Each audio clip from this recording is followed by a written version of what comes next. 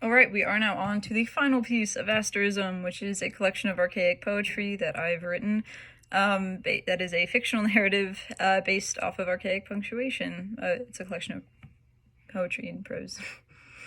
This one is reference mark. So a reference mark is used to refer or show reference to an earlier line in the text and draw your attention to the fact that what's being said is being restated and the word being used has been defined earlier. It was quite funny how I just so desperately believed you. I loved you so much that it feels wrong to breathe without you here. I could reinvent the story, make you a character, draw you near, but you were always a better storyteller than me. Or at least that's what I used to believe. I don't regret anything. I won't remember anything.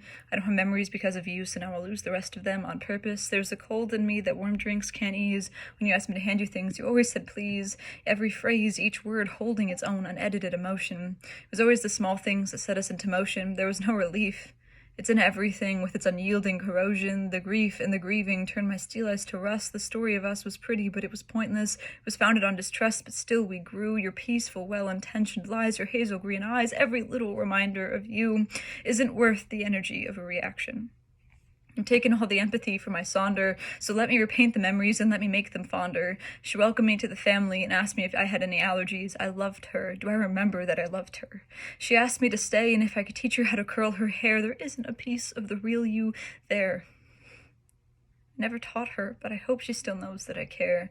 A narrative at its end, we were best friends, at least. I hope I never see you again, but please don't forget where you put your dog leash, and believe when I say that sometimes all I know is this.